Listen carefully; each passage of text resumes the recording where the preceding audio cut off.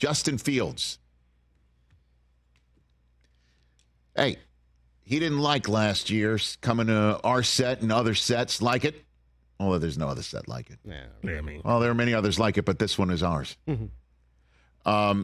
When he was at the Super Bowl, and I asked him, hey, your team's got the first overall selection, and there's a bunch of quarterbacks to be taken, including the kid that succeeded you at the Ohio State. What are your 2 cents on that?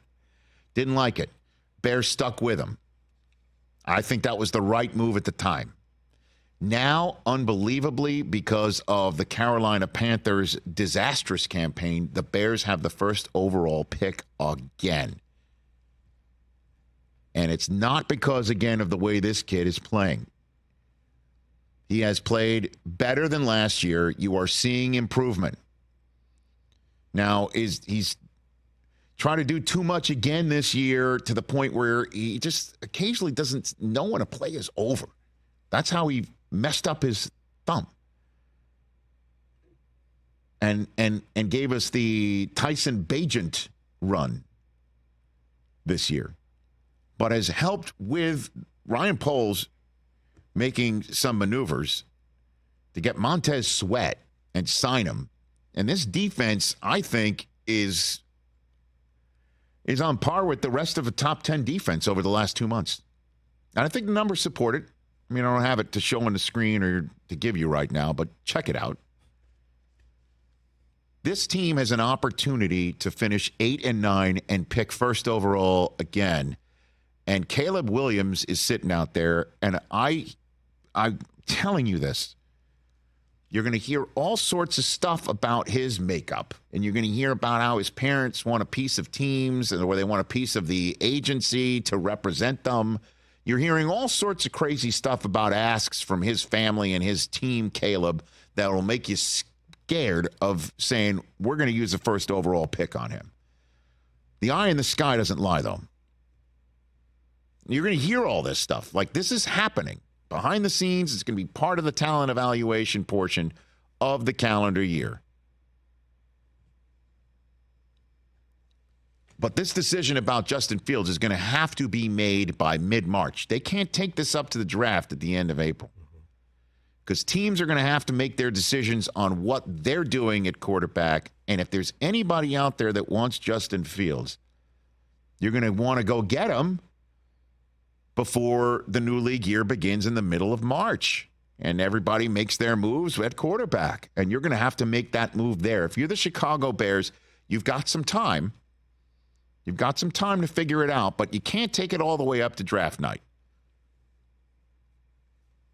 And if you are Justin Fields and you want to stay put, I understand it's just one game, and I just told you about how the rest of the season has looked for him.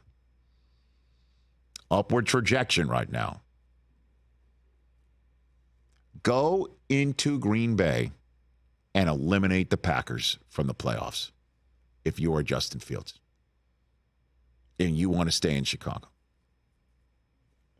It's just that simple. I mean, it would be really tough if you are the Chicago Bears to see what this kid has done in your system and have him go into Green Bay and eliminate the Packers from the playoffs, just like the Lions did last year when they had nothing to play for. Lions did it. Maybe it's time for the Bears to do it. Enough of this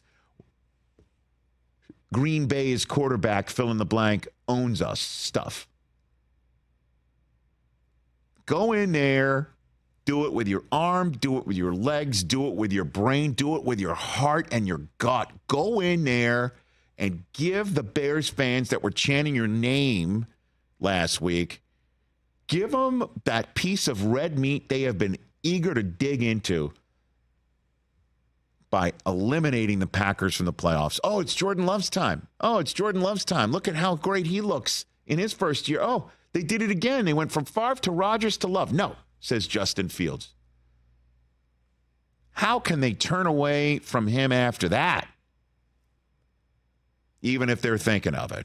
Now, I understand, again, Caleb Williams restarts the contractual process. Yeah. And whoever keeps That's tasty. or takes Justin Fields from the Bears, if the Bears keep Justin Fields and or trade him, somebody's going to have to make on the spot a decision to pick up his fifth-year option, which I think is a no-brainer. A no-brainer. It's expensive, but it's half of what Daniel Jones costs. Yep. So you get your kid for a fifth year in that way. Let him play out year 4. See how he looks. But then you've got to make a really expensive decision on him right at that point, a year from now. Caleb, you've got 3 years. Drake May, if you like him. 3 years.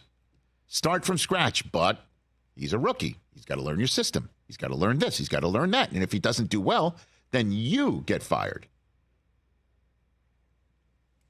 Certainly, if the owners are like, we kind of like Justin. Really? You like this Caleb Williams kid? Let's see it. Let's talk about it in the draft. All of that stuff is coming. Unless, potentially, Justin Fields goes into Green Bay and has his best day as a Bear and says,